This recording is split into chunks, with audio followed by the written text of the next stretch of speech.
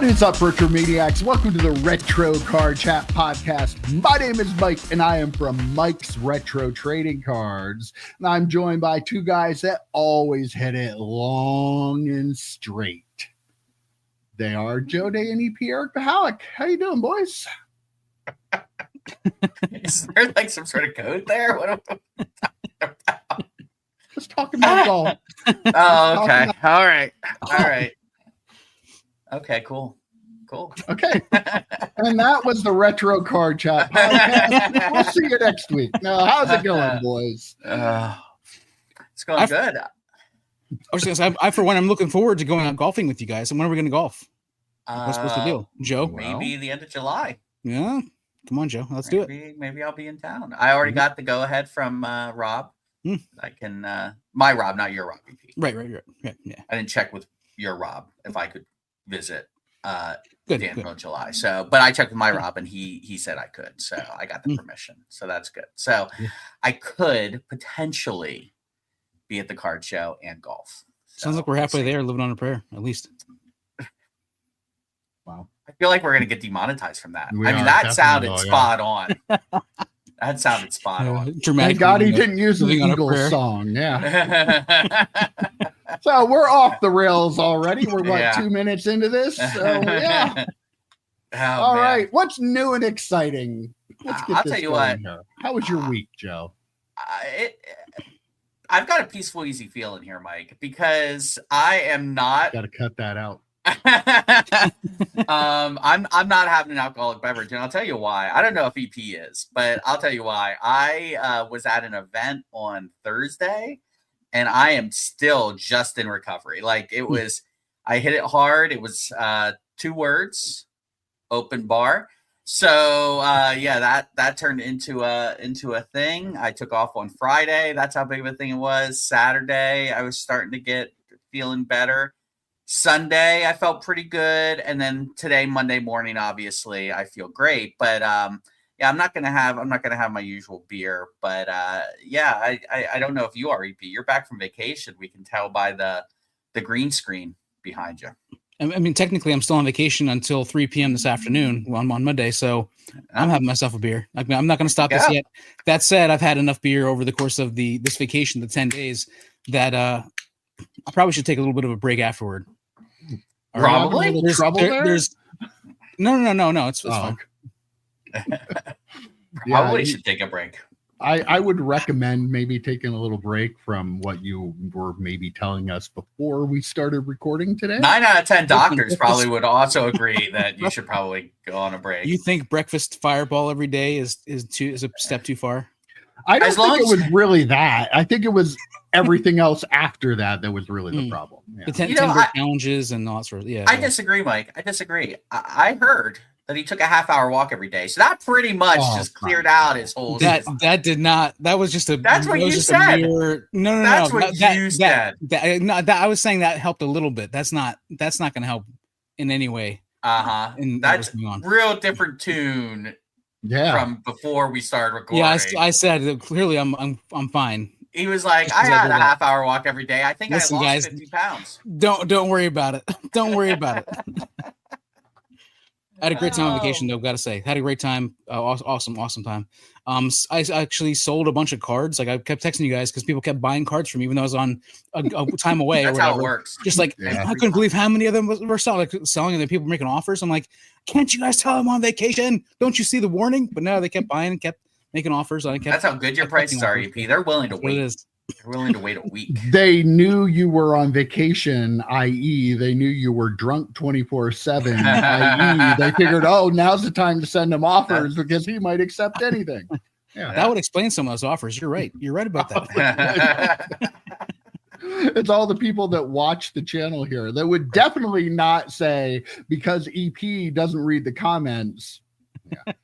Getting a lot of heat in those comments, by the way, EP. There are some actual legit upset people that you do not respond to comments. Oh, man. I'm sorry, guys. I can't believe, as much as I ask people to definitely not comment, I know EP doesn't read the comments, but they did it anyway.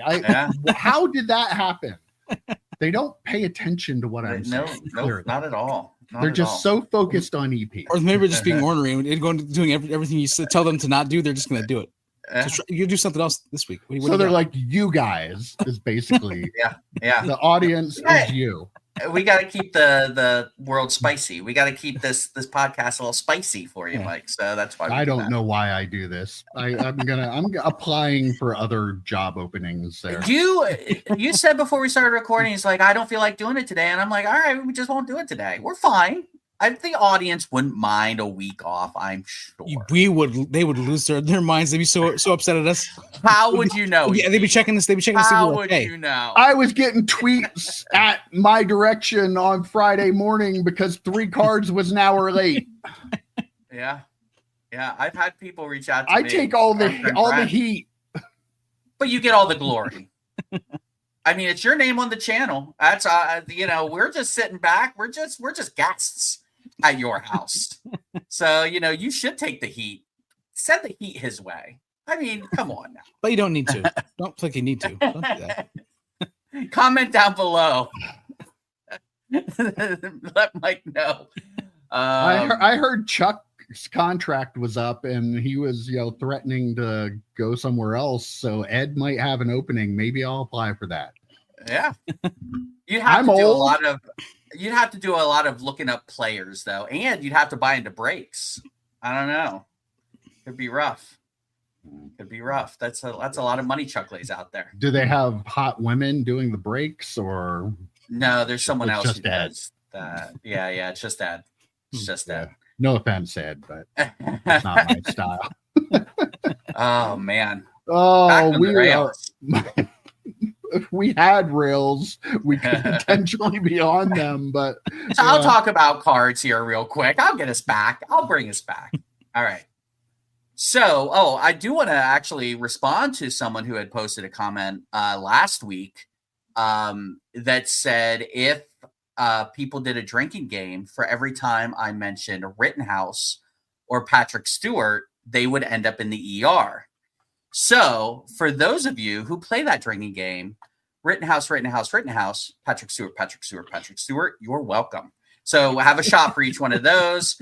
I am not going to talk about a Rittenhouse Patrick Stewart autograph card today. I'm not. I am saying right here, right now, I'm not going to talk about a Rittenhouse Patrick Stewart autograph. I'm going to talk about a Topps Patrick Stewart autograph that I actually recently purchased. I showed you guys a picture of it. I've been selling a lot of stuff recently, kind of gearing up for a big purchase. Sold a bunch of stuff on eBay, on Twitter. And I bought the 2000 Topps X-Men Patrick Stewart autograph card, gold autograph card, very limited. My buddy John bought it a little while ago. He's been moving some inventory and he said, hey, are you I'm not going to sell this unless it's to you. I'm like, I'm a buyer. So he actually sold it to me at cost, which was very, very kind. I've done that for him as well. But beautiful card, probably his most valuable autograph card. I heard it's worth $4,000. That's what someone on eBay seems to think theirs is worth. I'll tell you that. It's probably not quite worth that much, but it's not an insignificant amount of money. But I had been gearing up for this purchase for a little while. So yeah, I had to sell some stuff, and we'll probably talk about that a little bit, but you got to sell stuff to buy stuff, people. And then that's what you try and do. That's the way to do the hobby. You've been on such a wild journey with this, man. With having the Brady Contenders rookie ticket auto, Brady collection, right? That shift has just been wild to watch. It's been awesome. But it's been a fun ride. I will say it's been an absolute fun ride. And I say this, people bust my balls in the comments, and that's fine. I'll since I read them, I take it. It's fine. It is what it is. But I will say, and this is God's honest truth, if I didn't find my way back to Star Trek cards, I don't know how much I would be enjoying the hobby right now. I don't know if I'd be out of the hobby, but it was getting dangerously close. We would make you do this show every week. So. It'd be hilarious. I'm just out of the hobby. Yeah, it'd be hilarious. I'll be sitting on my deck being like, wait, what are cards? What are we talking about? PSA? What? I'd just be there for I don't know, drinking buddy for EP during the and to bring the conspiracy hat out. If you just hat on, you'll be fine. Yeah. Be all conspiracies at that point. Well, first of all, I want to give a shout out to Clint. I met Clint at the card show yesterday. I looking at cards. I walk up to a table, I ask a guy how he's doing, and he's like, "Do you do YouTube videos?" I was like, "Yeah, why?" He's like, "I thought so because your voice sounded familiar." I'm like, "Oh, okay." I forgot how much I post videos that I talk in on the internet. So yeah, I met him at the show. That was a pleasant surprise. So shout out to Clint there. Also at the show, I want to tell this story. I have a couple props here because I met this gentleman. His name was Ed. And he had non-sports cards set up on a table. Now, it's a local, like one of the dead malls. They do a local card show there. Get a lot of people there, but a lot of Pokemon stuff there now. Your typical card show. I walked by his table and I see these art sets and I'm like, and got a couple different ones here. And this one is a art set of like fairy tale characters. Caught my eye. They're something completely different. So I love different. So I stopped and I was looking at this stuff. I asked him about it and he was very knowledgeable. These are made by a company called Perna Studios. Apparently it is a man and his wife in Canada. He's an artist. I guess they're both artists, and they commission artists to do artwork and they make them into a trading card set. They only do like 2 sets a year, I guess, and they're totally an independent trading card company. They make these up. You can see on the back of this one, like there are only 672 of the set made. And I guess apparently they do drops and people they're very popular. I guess they all get bought up right away. And he's been buying them, he said, ever since they started. I think they've been around for 10 or 15 years now. And just really cool stuff. I wanted to show you guys these inserts out of the fairy tale set, though. Look at these. That's an acetate card. Oh, that's cool. It has like a satin finish on it. Yeah. Wow. But they're just amazing.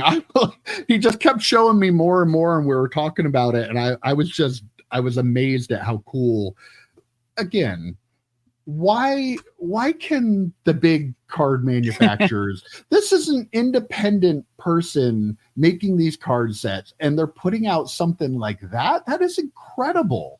These are so cool. And, everything put out by the major manufacturers is just the same picture in a different color with a funny design on it and with a number on it. It's just really amazing. Talking about Topps Chrome Marvel? Was that anything? Product. And any Prism, any Prism product, right? Yeah. All their inserts look exactly the same. Yeah. So I really enjoyed that. I thought I had a great time talking to him. He had some other older non-sport, I bought a set of Bates Motel for Amy for $5, and I bought a really cool DC Cryptozoic set. But yeah, just really cool stuff. It was neat seeing something different like that at the card show. So enjoy. That reminds those cards actually remind me of. Do you remember this, Mike? The Skybox Master Series Creators set, and it was just a bunch of different artists just doing. They weren't DC characters, Marvel characters, anything like that. They were just like artwork that folks put on, and Skybox actually made a set of them, and it was very much in the Master Series, Master pieces, depending on which ones you bought, very much in that style. So that is really cool. And EPI specifically said Topps Chrome because he said non-sports, and that's basically, I mean, Marvel. Right. That's going to be with Topps. Now, unfortunately, but the very cool cards. So, I want to learn more about this company that makes these. Do they hire somebody to print them for them? I'm guessing they probably do. How much more do they pay? How much more do they pay for the acetate cards? It seems to me if this small company can do this, with these cards, relatively small company. If they're producing that many sets every year, maybe they're not that super small. But I just wonder how expensive it would be.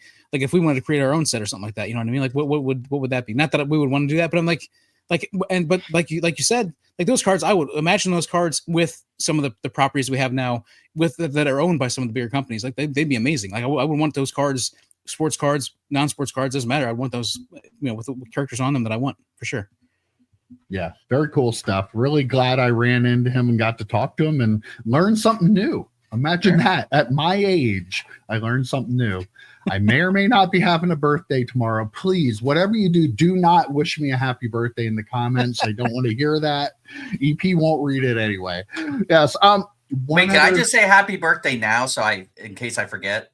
You could, yeah. Go ahead. Mike, happy birthday. Hey, thanks, Joe. I'm glad 70? You remembered. Are we up to 70 yet? Mike, happy birthday. EP, don't steal my gift. EP, yeah. Oh, EP, come on. You have to wait till tomorrow now.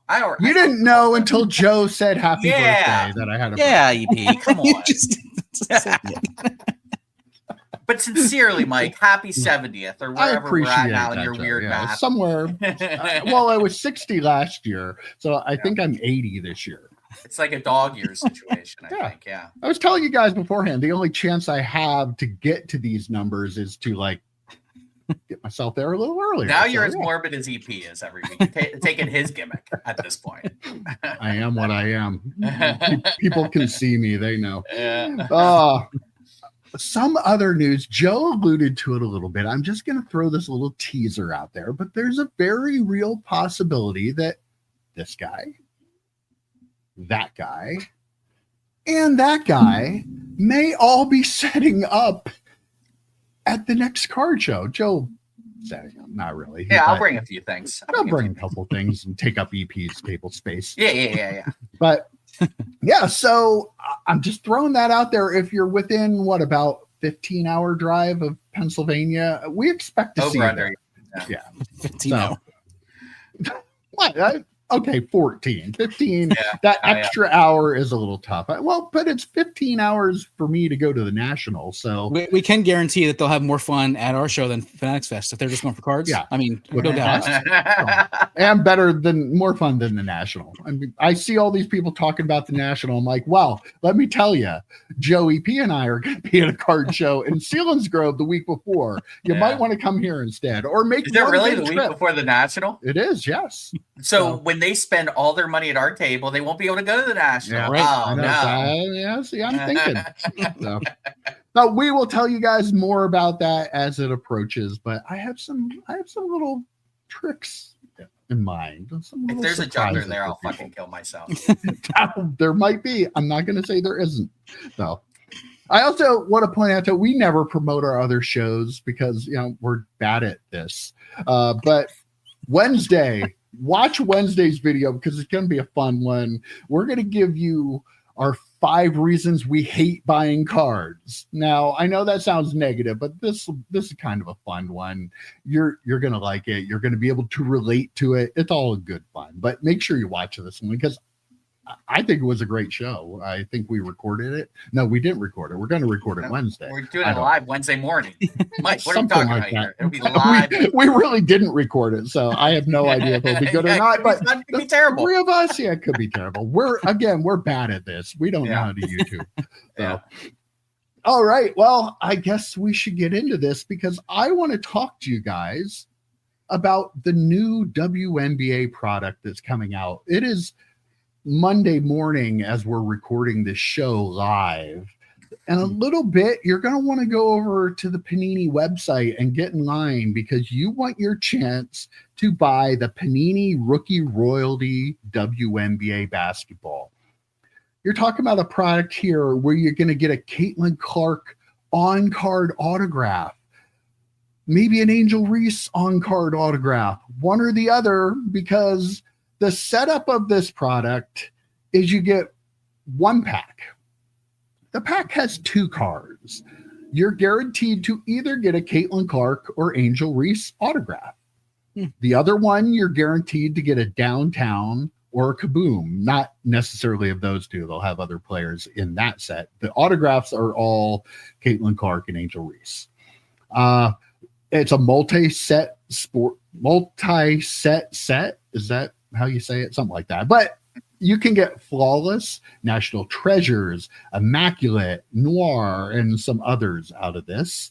I mean, we're in, right? This sounds like an amazing product.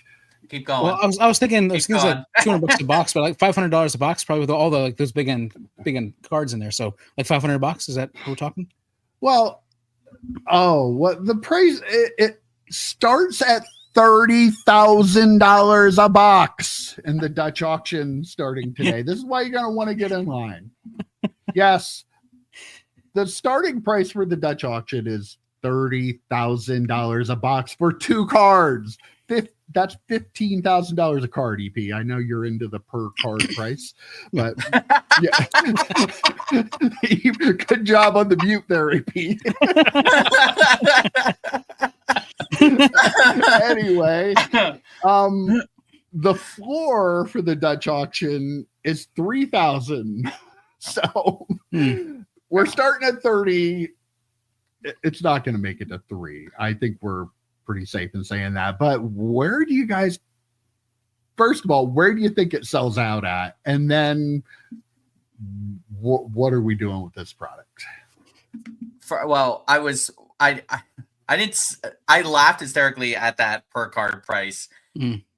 That I love that because EP, that has been his obsession here recently. He will be using that to defend Topps forever. Defend. I was gonna bring up Dynasty being $2,000 for 1 card, and then Panini puts this out, and I'm like, oh, I can't even make fun of Topps for putting out a $2,000 for 1 card product. Yeah. Well. So the reason I wasn't looking at the screen is I was actually looking up the history of the term Dutch auction, but I think it's an 1800s term in case you were curious, to sell flowers very quickly. In case you were curious about the history of Dutch auctions, I think it's going to get closer to the floor than is the ceiling. Now, I could define that as under 15,000 because that's technically closer to the floor than is the ceiling. The thing that kind of confuses me here is why they should have made Panini's bad at this, and I'll tell you why.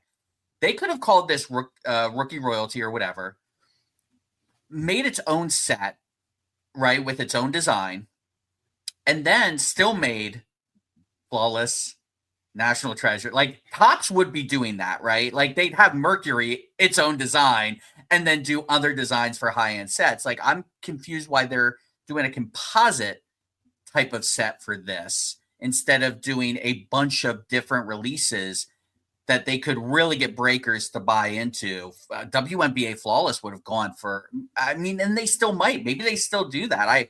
I mean, if they know anything about business, they probably should.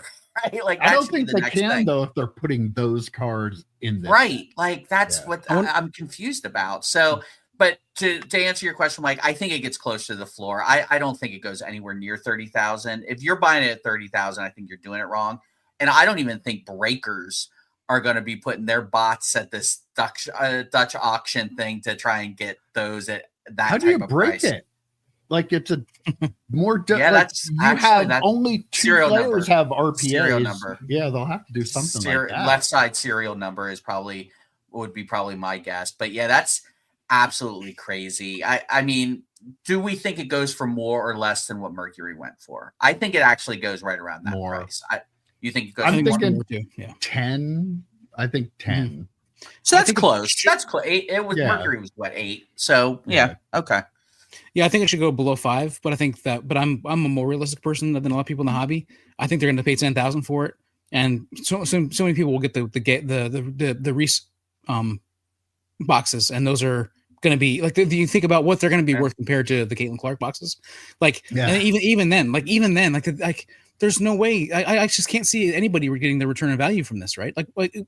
I can't. Well, yeah, if they get a low numbered Caitlin Clark and get a Caitlin Clark kaboom, they'll make their money back on that, I would guess. Maybe not at 30,000 though, right? I mean, there's no way it's not going to go for that. We can all agree it's not going to go for 30,000. No one's buying it for 30,000. It's going to sell out though. I agree. I mean, probably 10,000 is probably the number, and I think the breakers will find a way, and it's going to be a breaking product. They're going to do a case of it, and I'm not sure how they'll do it exactly, but I'm pretty sure this is a breakers product. I mean, I think they kind of like took this product, like this is like they used to sell the individual cards, like autographs, like individually, and they're just adding a gambling element to this, right? So they're just saying, okay, we could get one or the other, and they're giving you 2 cards instead of 1 card, but they're charging more money for it. And I'm ignorant to Angel Reese's market value. I honestly have no idea. It's bad. Like, yeah. So like, I mean, I'm sure this was something that they started to put together before, thinking that her value would be good enough that it wouldn't be as big of a kick in the face if you pull her card. Or maybe, you know, if you get an Angel Reese, you get a higher end Kaboom, because these are all hand collated boxes. So like, I don't know, maybe they do it that way. I don't know. Like if you get a Caitlin Clark auto, your non-auto should probably be I would assume, a lesser player, and then vice versa. You would God only knows with them though. They don't care anymore. I mean, I'll watch it. I'll definitely watch breaks of it. I would be fascinated to see what kind of. I love. I watch Mercury. You love watching a good train wreck, right? Oh, I love a good train wreck. That's why I watched breaks of that Star Wars Galactic Antiquities. Of course, I like a good train wreck. But yeah, this is for our viewers out there. I know you're thinking I should put 30,000 in. Don't. Just take our advice. Just wait a little bit. Let it drop a couple of levels, and then maybe buy a couple boxes. But I would hold off until 15,000. Buy a couple of 15. You know, but I would get it at 30. I'm just like, I'm concerned about this product, because if this goes over well, you're gonna just like, do you think if this does well, say it sells out at 15, that Topps isn't gonna go, that sold out for what? Oh, yeah, absolutely, 100%. Like, yeah. So I really feel like this product is a bit of a litmus test for the hobby as a whole. Like, they're clearly opening up the high stakes room in their casino here, and they want to see if people are going to come to play. And if they do, you know damn well Topps is going to be doing the same thing. And this is just going to, I mean, we already have enough problem with the gambling aspect in the hobby. This is just like taking it to him. $30,000 for 2 cards. Even if it doesn't sell for that, if it's 10,000, that's still $5,000 a card. Like I said, Topps Dynasty, I was going to make fun of for being $2,000 a box for 1 card. And even if this goes for 10,000, you're talking 2.5 times that. Like, so if it goes for 4,000, we can be like, okay, it's not too bad. It's no, card, right? It's terrible. It's kind of a chicken and the egg thing, though, Mike, right? Because, you know, when we talked about Mercury, when that came out, we're like, well, how long before they do something else like this? Well, maybe Panini saw Mercury sell and was like, let's try it. Well, yeah, it's smart of them to start it at 30,000, because they can get people, if they can get a couple of people to buy at 30,000 versus 3,000. Oh, huge win for them. But then I'll even defend Fanatics or Topps and EP's logic a little bit. Well, Topps probably thought, look what Panini sells some of their stuff for. Look at their Flawless. We can do that too. And it just stacks on top of each other constantly. So yeah, I mean, to your point, Mercury is not only going to be $8,000 next year. I think I called that when it came out, because it was unlicensed anyway. Whatever their highest end is going to be higher than it was this year, after seeing what they're doing with the WNBA at Panini and what they were able to do with unlicensed Mercury with Fanatics. Yeah, I mean, this is a perfect opportunity for Panini using Caitlin Clark as the subject for this, because she is the most popular athlete right now, probably in all of collecting overall for everybody. You know, football fans are going to collect Caitlin Clark, but I mean, in general, the flippers and the people who want to invest and the people who want to collect are all trying to get Caitlin Clark cards. So it's a great opportunity to use this, which also, like you said, Mike, makes it dangerous. But then they threw the Angel Reese wrinkle in there, which kind of, like, it makes me like, kind of, that's a unique, interesting decision, right? It's a roulette wheel, basically. It's Russian roulette at $30,000 a box is what it is. Like, holy crap! It's just it's such a weird product because of that element. Because you now have, okay, the Caitlin Clark boxes are clearly going to be worth way more. Yeah. The other products aren't like that though. Like instantly you open it up, whichever one or it not is. open it up, or you not either open got- it up. Oh, What if you get it scanned? No. What if you get it scanned? Scan it. Oh, well, Scanned yeah. it. Oh, geez. Yeah. I'm not ready to have that discussion. Yeah, like if you're buying this and you're not getting it scanned, you're an idiot. Yeah, like, I don't want to say that, but you are. Yeah. Yeah. Oh, especially if you're at 15 or higher and you're not getting it scanned, you are an idiot. Like if it goes to the floor miraculously somehow, okay, maybe people with bigger bank accounts than us can just have a little fun with it, $3,000, $4,000, $5,000. But if you're buying it any north of 15 and you're not getting it scanned, what are you doing? And if you find them on the secondary market for $1,000, don't buy it because it's one of the Angel Rose boxes. I will say this is the one product I will absolutely say only buy it from Panini. Yeah. I would never ever consider buying this on eBay, on any sort of auction site, secondary market. Stay away from it because the shenanigans that will probably ensue with this product will be unbearable if you are a collector. So do not, I would rather pay a little bit more on the Dutch auction side of it than I ever would on the secondary market, because I think those boxes are going to get screwed with. We talked, I think it was a couple weeks ago, maybe. I don't think it was last week, on about the potential for Caitlin Clark kabooms, right? Because they haven't been out there yet. What do we think these kabooms and downtowns from this product are going to go for? Do you think they're going to be outrageously priced? What do we think?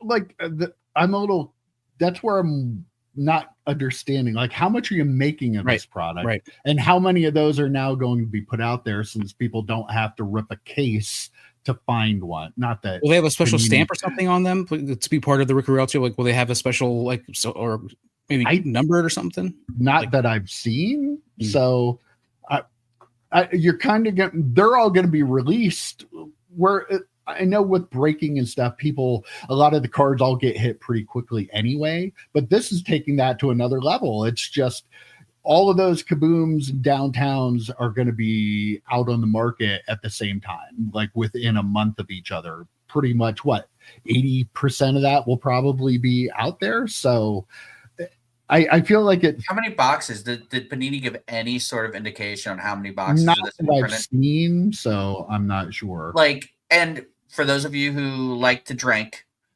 Rittenhouse actually numbers their boxes. They serial number their boxes. Like, if you're selling a product this expensive, you should be serial numbering boxes. Like hard number, like actually numbering boxes. Like it's crazy because they could be printing. They could be telling people that this is super limited and, shove out 2x what people expect that they'll be putting out of it.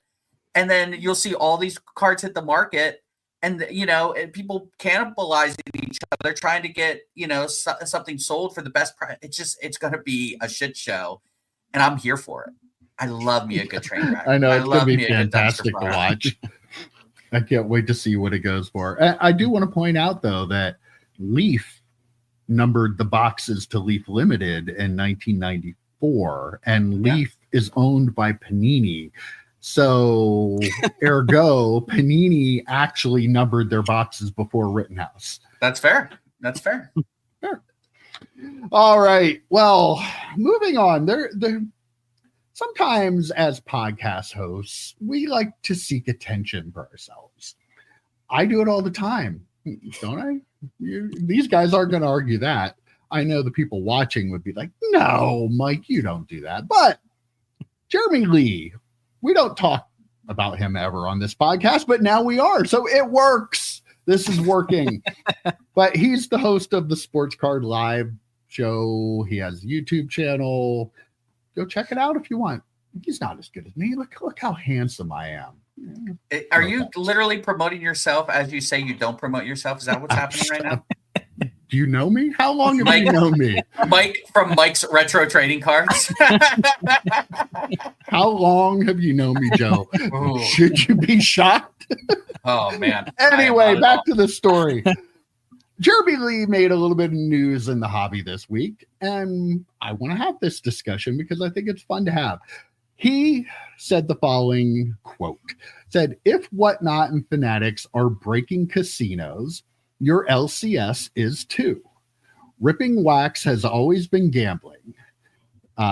Same odds, same risk, different vibe, different decor. It's not about where you rip, it's that you're ripping.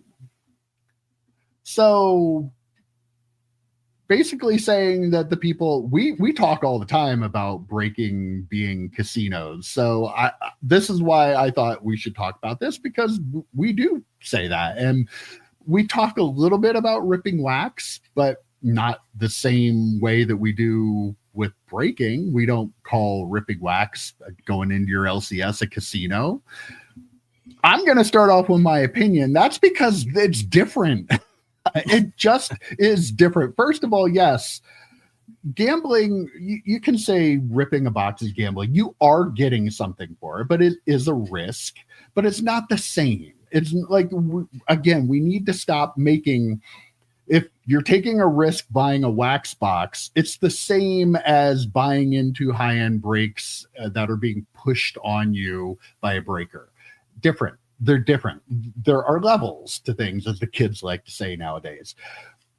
You're getting something for the box you're ripping. It may not be great. It may not always return the same value, but you paid a price for a physical product and you have that product in your hand. Can't always say that about breaking. So that's clearly a kind of a pretty big difference that this statement like overly generalizes. I do think ripping wax is a gamble. I don't know if it's gambling. I don't know. I'm not quite sure how I feel. I don't know that all risk taking is necessarily gambling in the traditional sense, but there is definitely risk involved, but the risk levels are different. And at least you have something that may not be of value at the time that you opened it, but some of it could maybe be more valuable later on.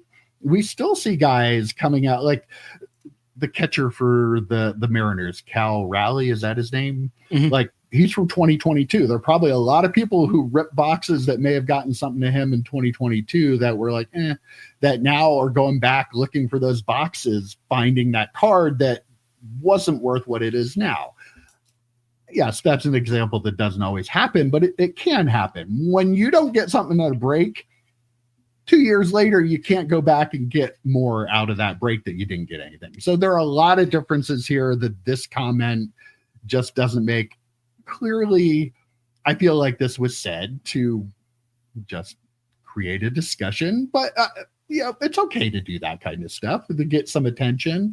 I think it's a good discussion to have, and I want to hear your thoughts on it and your thoughts. Let us know in the comments. Is buying a box from the LCS gambling the same as buying into breaks? What do you guys think? I think he's right in a very overgeneralized way. So I take $500 to the casino and I sit down and play blackjack at $10 a hand versus taking $500 to the casino, going up to the roulette table and putting my $500 all on one number. Like, I'm going to sit there, I'm going to enjoy my time, $10 a hand, probably take a little while, have a couple of free drinks, have a social experience with the other people playing, versus taking that $500 and getting one wheel spin to get one number out of 38, counting the 00 and 0, right? So like, yes, I'm gambling in both aspects of that, but there is a wide difference between what I'm doing at the blackjack table and what I'm doing at the roulette table. Very, very different things. And you're right. You get something if you buy a box. And there's also, there's levels in breaking too. And that's one thing I was going to say, it depends on how much of a box you're buying at your LCS. Are you buying a box of Flawless? Well, it's different than buying a box of Donruss, but you can also buy in a break of Donruss and buy into a break of Flawless too. So you have those level opportunities. I just, like, at the end of the day, you can walk away from a break with absolutely nothing. And at least with the LCS, you're having that experience of opening up the packs yourselves, You have that social experience if you're going to your LCS. Supporting a local business instead of a breaker is probably a pretty nice thing too, by the way. I'm just throwing that out there. But like, yeah, to be able to go in and actually physically touch the cards. But here's the thing though, Mike, we're old. Like, we like all that. We like going into the LCS, buying a box of cards, maybe opening up the packs there, maybe putting them in. Oh, I need a pack of sleeves now. That's what we used to do at the card shop. You know, oh, now I need to buy a pack of sleeves and sleeve and top load some cards and things like that. Like, people today don't care about that as much. There's so many people that don't even look at the cards before they send them off to be graded. So they don't care if they're actually physically touching the cards, opening up their own packs. That's just not as many people's thing as it used to be, which is a shame. I think I agree with him that both things are gambling, but I think there are different levels to it. It's a very overgeneralized statement. Yeah, I agree 100%. I agree with a lot of what you said, Joe. One of the big things is we love to rifle through raw cards, rifle through top sleeve cards, rifle through cards and top loaders. Like, that's part of that tactical thing was what we love. So that's part of the reason why when I think about breaks, I'm like, why would I want somebody else to open up my cards for me?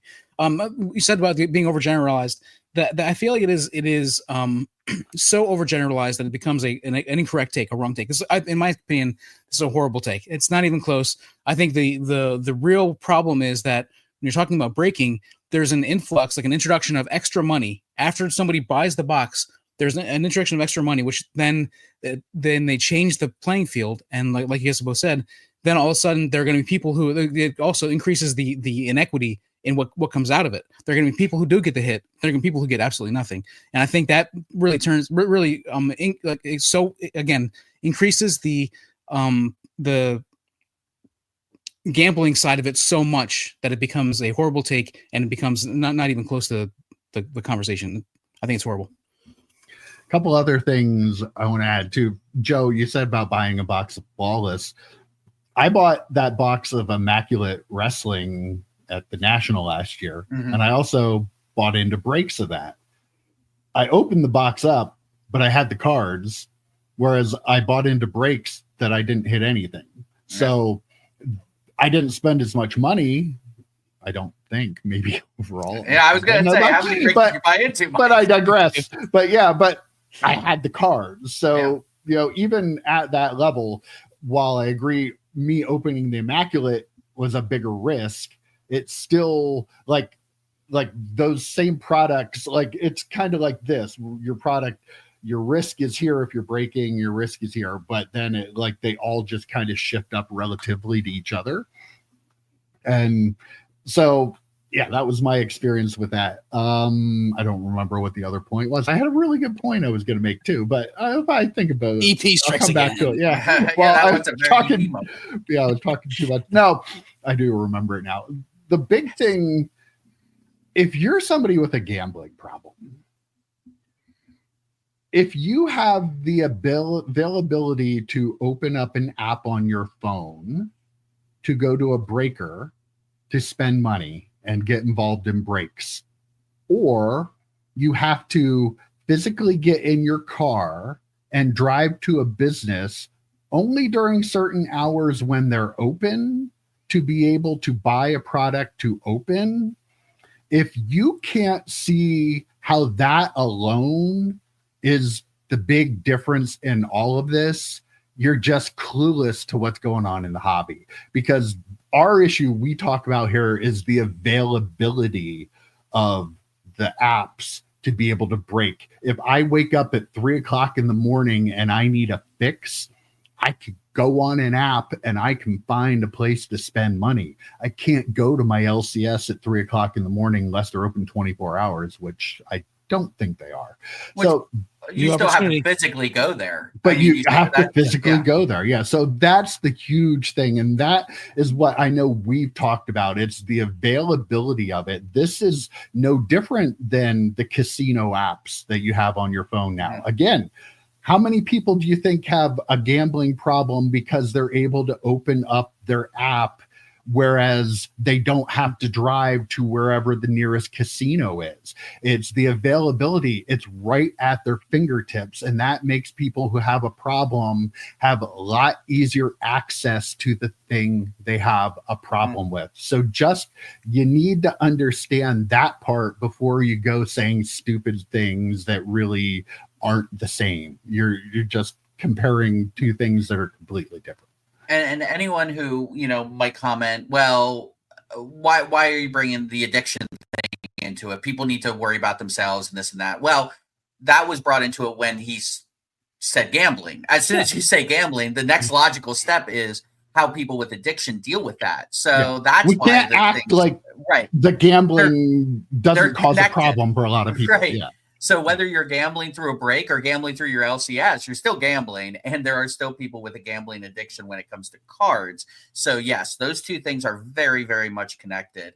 Yeah, you make a good point too about the I will say it's interesting for people who without an addiction issue, to go in and maybe they only want to spend $50 and they're willing to take that risk to buy into a break. That's different. I mean, they can't afford a box because a lot of this we've talked about before. We just talked about a $30,000 product. A lot of this has to do with the fact that they can't afford going to their LCS and buying a full box for themselves.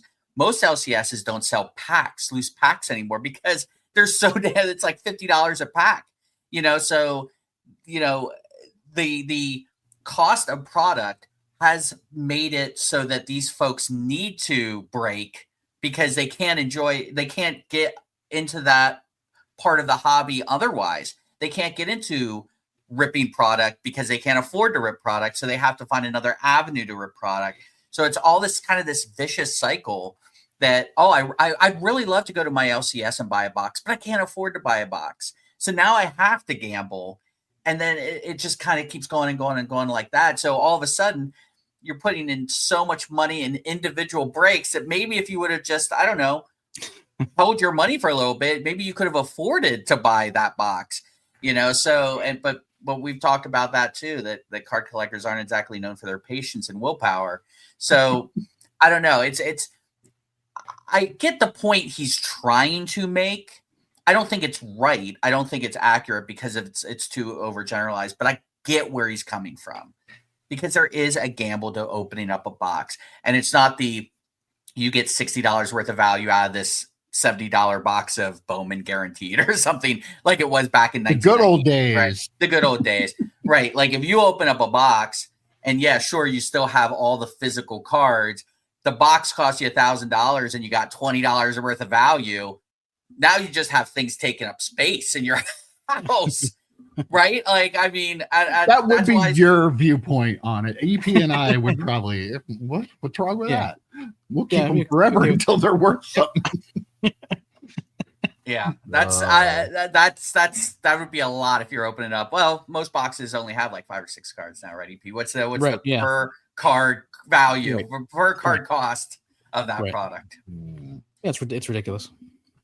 All right. Well, and just to clarify, I am not anti-breaking. I'm not anti-gambling. I feel like it needs to be done responsibly. And my problem right now with breaking is it's clearly, if you're involved in the hobby and you want to argue it, you're going to argue it. But if people not involved in this hobby looked at what this is, what breaking is, the availability of it, they would think it's very similar to a casino app on their phone. There's no regulation on the card side. There's regulation on the casino app. There's regulation on your FanDuel or DraftKings app. There's not on your Fanatics Live. So that's the issue we have. And the people can't get help. They don't offer help. Which takes us into my next story. Neo, yes, this is a good segue because Neo had posted, there was a post in the Sports Card Nonsense group on Facebook that Another story, Neo has been sharing some of these on social media, which I think is a really good thing, showing people sharing their stories of how this hobby has gotten them into financial trouble. And it happens. We've been talking about this for a long time now. Just because some people want to act like it's not a thing, it is a real thing. And it's a problem that we don't want to see other collectors go through. He did that. There was someone who responded to that. There's a company called Real Sports Cards, and they have a breaking company called Real Breaks. They have their own app that they do breaking through.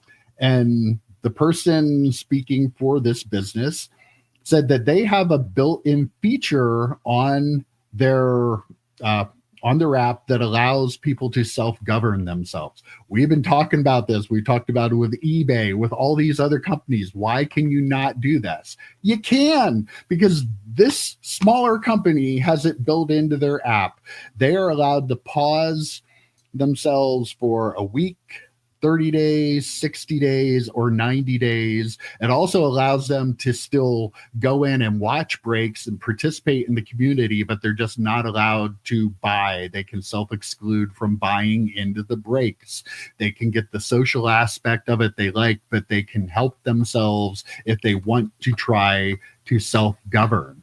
And here it is. Like, they're a company doing it in their app, yet you have fanatics who also owns a betting company, who has to do all that stuff for their betting side, just acting like it doesn't exist on the card side.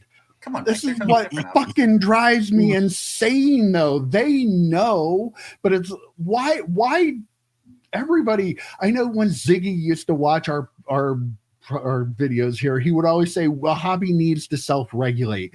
When you have the biggest company, the only company pretty much running things in the hobby now, just ignoring the fact when they clearly could do something to self-regulate by allowing people to self-exclude from the breaks, but they don't do it when they have to do it for another part of their business.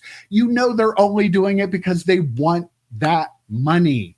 And they don't give a damn about anybody who's spending the money. They don't care about your situation. They don't care if you lose your house, you lose your wife. They don't give a shit. They just want you to keep spending money. And that is what drives me fucking crazy about this hobby, because we don't self-regulate. When the top company won't self-regulate, nobody else is going to self-regulate. I'm sorry. I get upset about this shit, though. EP, once you opened up the floodgates with the F-bombs, here now you got Mike doing it. All his fault. It's all his fault. It's out of control. As someone who has self-regulated, by the way, yeah, I mean, it's not that hard. It really isn't. I love that this company is doing this. It's not that hard, but was it helpful? Oh, yeah. Yes, 100%. Exactly. Because, if you try to go to a casino and you self-regulate, you can be arrested. Legitimately, that's trespassing. Yeah. Like, and you can but it helps you laugh, EP. That legitimately, they will cuff you and walk you out. Which would be great content. It would be great content. Yeah. EP, I'm going to need a cameraman, so come on out. No, I mean, the small company that's doing it is great. I have no notes, and as long as it's one of those things where you can't opt in back in that time period, I assume it's not. But there are some ways you can get around it. I hope that company is like, no. Once you say I'm done for 30 days, you're done for 30 days. You have no ability to be able to get back in. But yeah, when you sent this to us, Mike, this week, I said, eBay can't do this. Why can't eBay do this? And by the way, it's not just a card thing. Like, there's shopaholics. That's like an actual thing that, people have. So eBay could do it just in general. They don't have to specifically do it for cards. But again, if they don't have to, they're never going to. And that's why self-regulation was never something. The hobby regulating itself was never. It's not sustainable. Yeah, it's absolutely not sustainable, and it's going to ruin people's lives well before someone catches on that maybe this should be regulated. Like, how many lives are going to get ruined financially because they just don't want to put a feature that is, let's be fair, the bare minimum. Mm-hmm. It's the absolute bare minimum to say, okay, I need to take a break. Like, and I know, we got a lot of comments, a lot of back and forth comments. Oh, people should just, just say no, go, it's like an alcoholic going, just don't go to the bar. That's not how that works, so yeah, there's going to be people that push back this time too, and that's fine. But as someone with experience with it, if you're not regulated, if you don't have that ability to at least put some sort of guardrails on it, you're never going to, so yeah, I don't see what the problem is. And by the way, that's the other thing I don't get. Anyone who complains about this, how is this your problem? Why does it matter to you? That's the part that actually pisses me off the most. Like, how does it affect your life if eBay puts a self-regulation option? How does that affect in any you? way? In no way affect. There are so many things in this fucking world that piss me off because it does not affect you at all. So just shut up. Let people live their lives. Like, it just so if our friend self-regulates on eBay, how does that fucking affect you? The person that's going to comment and say, oh, how does that affect you that he self-regulates? How does it affect you if I self-regulate at the casino? How does that affect your fucking life? That's the part that pisses me off. I love it that he was making fun of me. And he got more fired up than I did. I don't get it. Make me understand. In the comments, if you disagree, make me understand how me self-regulating at a casino or someone self-regulating with the card company affects your life. Giving them that option, how does it affect you? Ugh, fucking people. I'm going to dial it down a couple notches and just take it down a little bit. First, I want to ask why Joe was saying about the ruining somebody's life, and he's pointing directly at me when he's saying ruining people's lives. First, I meant the comments below. Oh, okay, sorry, okay. You're in the line of fire. I agree with everything that you guys have said. I'm just gonna be riffing a little bit on it. Like there's talk that there's like smaller companies can be more agile, right? They can do things that bigger companies can't. But the bottom line is eBay and Fanatics, all these companies, they can do it. They're just not going to. Like as you guys said, they're not going to do it because they want the money. They can get the money. Exactly. But the moment they get regulated, I guarantee you, like that, they're gonna have everything in place, just like that. And that's probably already has it. They need to hit a checkbox in the back end, right? And all of a sudden, it is. We got caught. Start. Yeah, like that. Are you sure you don't want to drop an F-bomb, EP? No, I thought there were a couple moments where I thought about it, but I think Joe covered all of it, so I'm good. I think it's still 2-1. I think I only dropped one F-bomb, right? Or did I drop one? You dropped like you dropped many. You dropped many, man. I'll count them when I rewatch. The person that doesn't like our language isn't gonna like this episode. All right. Well, we just get that way because we're passionate. This is real. This is not fake stuff. So if my swearing does offend you, I apologize, but it's always going to work that way when I get worked up about something. And same with Joe and same with EP. Yep. But we're worked up because we're actually passionate about it and we care. So sometimes those words just come out. It doesn't feel right if you don't use them. And people we care about that are going through this kind of that. Right. Yeah. This, right? I mean, and it would be by the way, it would be disingenuous if we were taking money from some of these places and just saying glowing things and never that's the thing. As an aside, though, use my code Joe Day for your DraftKings app. You can get $10 off your first bet. I'm sorry, I forgot to say that at the top of the show. There we go. Yeah, we're going to be sponsored by DraftKings because they want us to shut us up down here. Yeah, take your money. Go ahead. All right, I have been so excited to talk about this with you guys. No, geez. I've been building this up to you guys off camera, but last week we talked about the new AI grading company, Zeagley. I believe it was last week. I don't know. They all kind of run together after a while. The new AI grading company. Well, Collect this week got in touch with them to ask some questions about the company because they didn't show off the technology they were supposed to be showing off at Fanatics Fest. I guess Collect spoke to Ace. Now, we don't know who might own this company, but apparently they set it up via a Google call with their spokesperson who would be referred to as Ace. They didn't want to give the name, just going by Ace. He's apparently their CEO too, though, I believe, as the story said. Shocker. Apparently, Collectors, PSA's parent company, sent a cease and desist notice to them for using, the image of a label that pretty much looked exactly like a PSA label. And told them they need to stop doing that. Apparently, since we've talked about this a week ago, they stopped accepting submissions, which I didn't even know they started, but apparently they stopped accepting submissions and they took their website down. My 52 Mano was in limbo. Their website down? And they took their website down. But then the website came back up with the meme of the Undertaker like rising up out of the coffin over a picture of Freddie Freeman hitting the walk-off homer in the World Series. You're following me with this, right? Because there's more. I got more to go with here.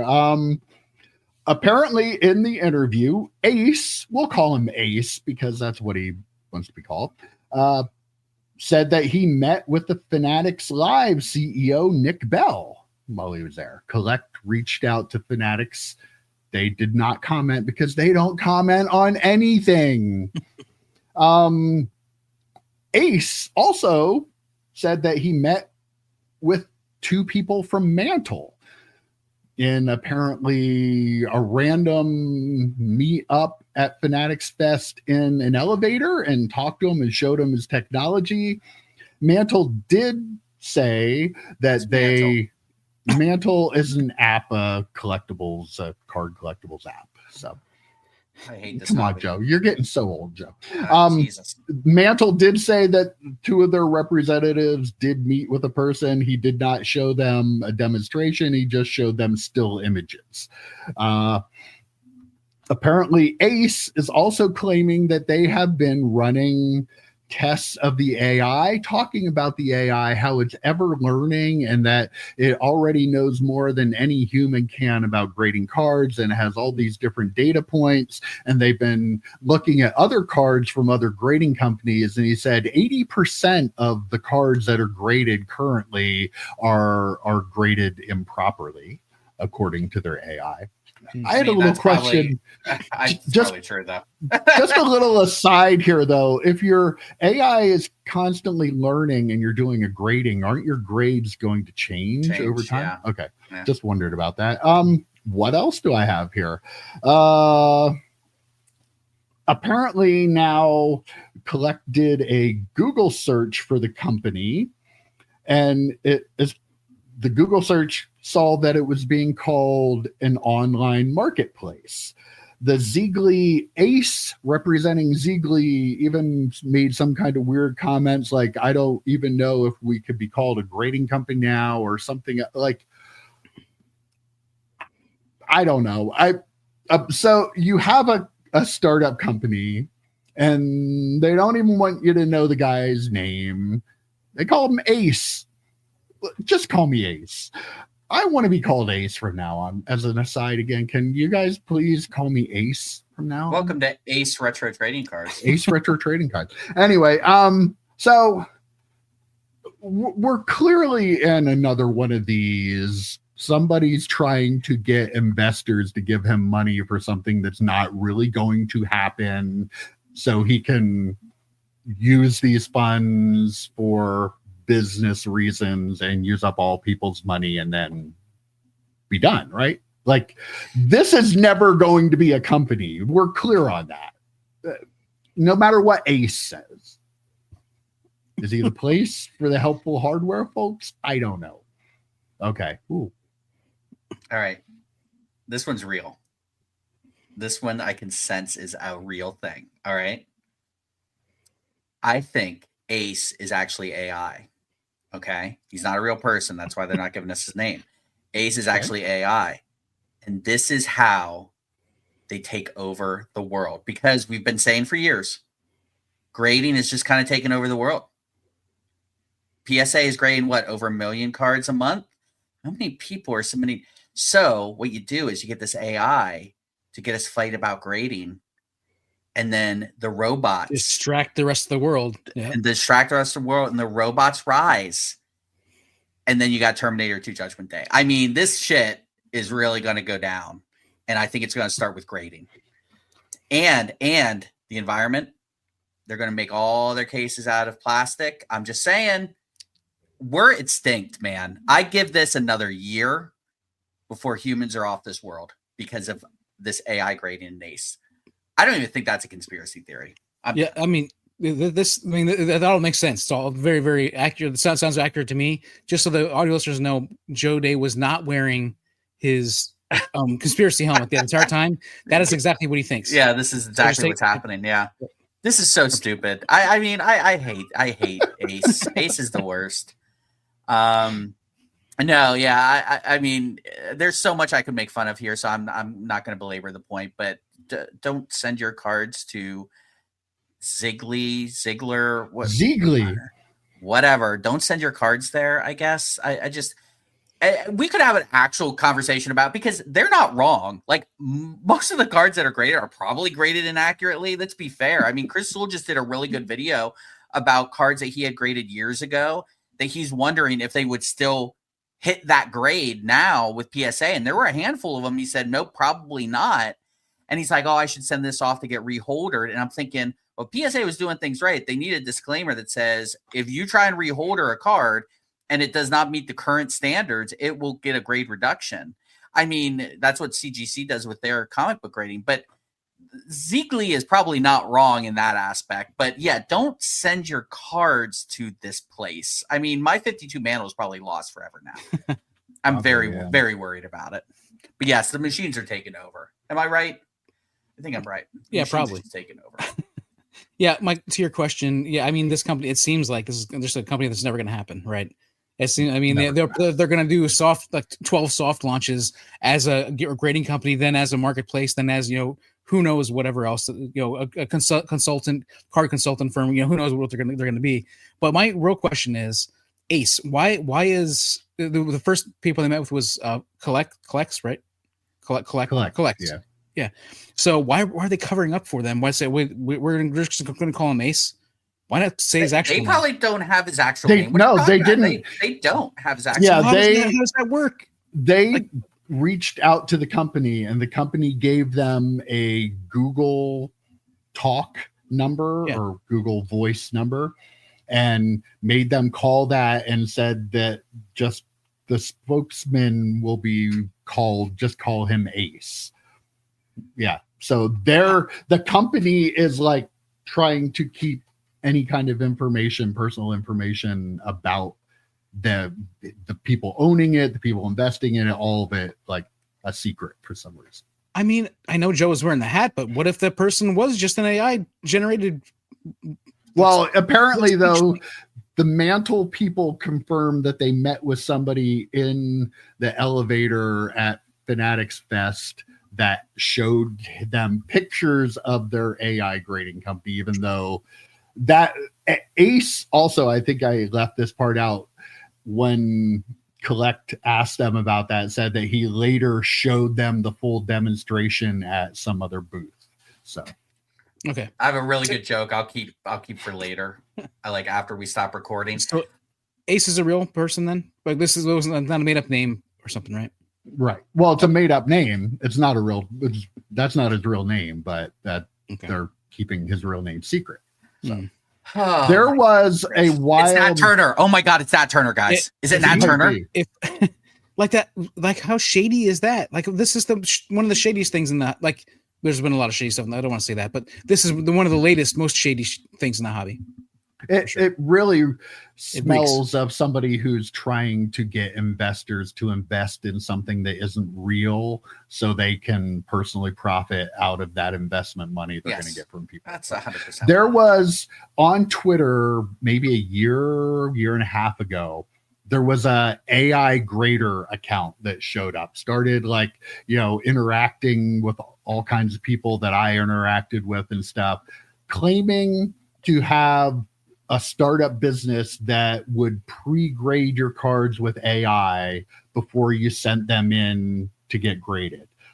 Honest to God, everything I'm reading about Zeagley is everything that this person was doing. So it's either the same person or somebody who saw that, or it's just the way the scam goes.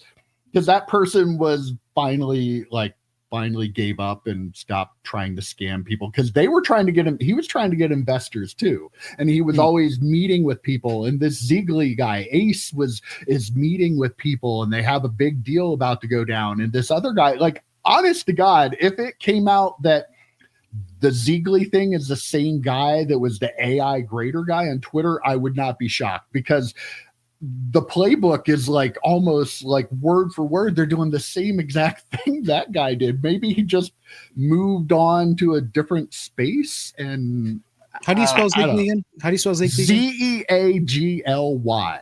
Okay. I hate to be a hobby gatekeeper or anything. I hate grading.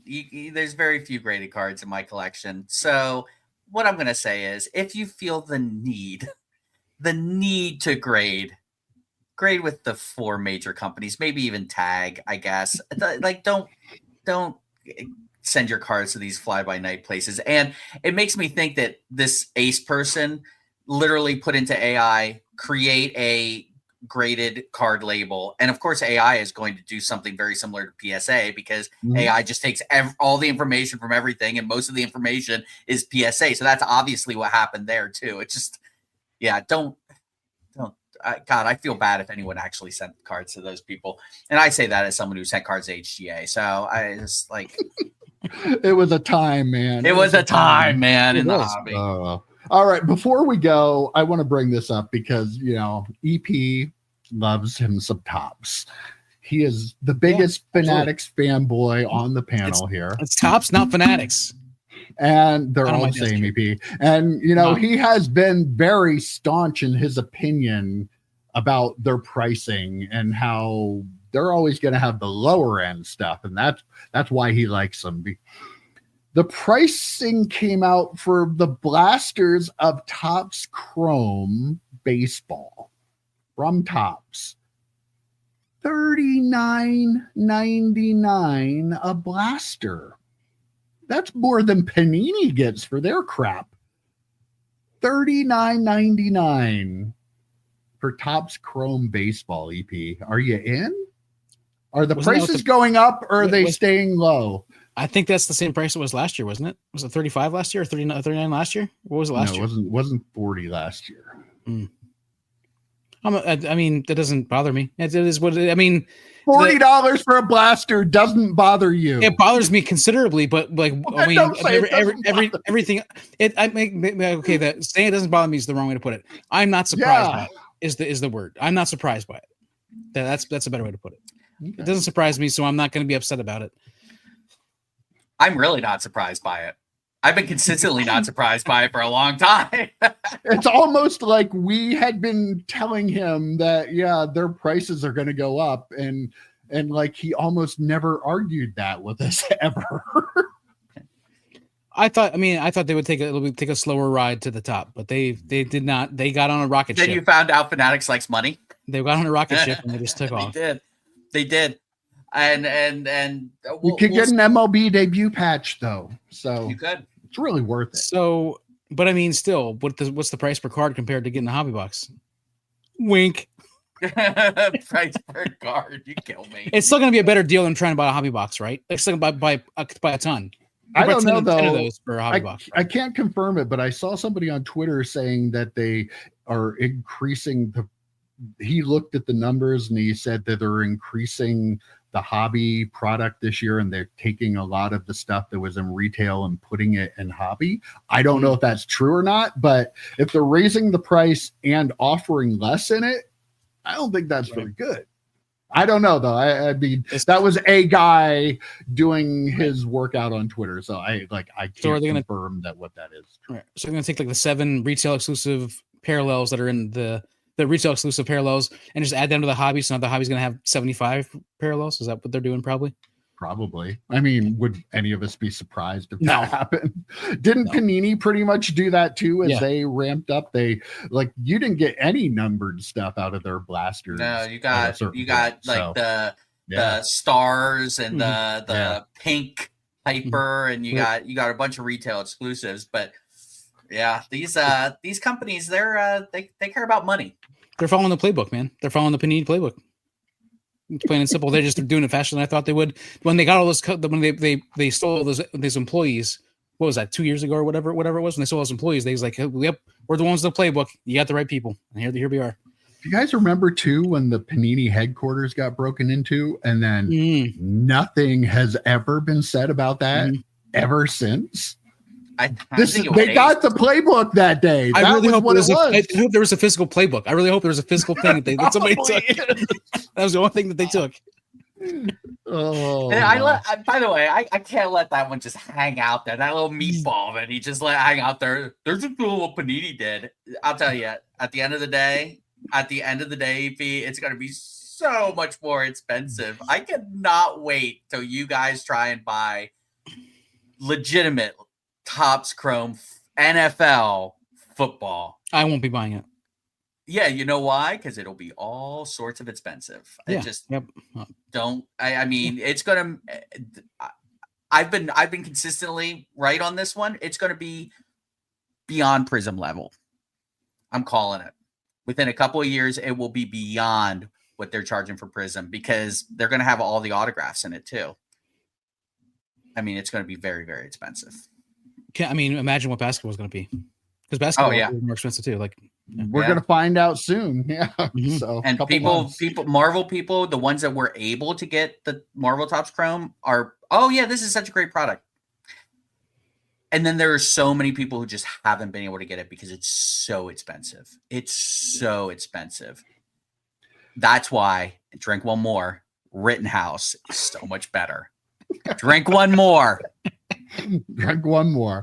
All right, guys. That was a good chat this week, but we're going to wrap it up there. I will see you boys next week. Bye-bye. See you, boys. Adios.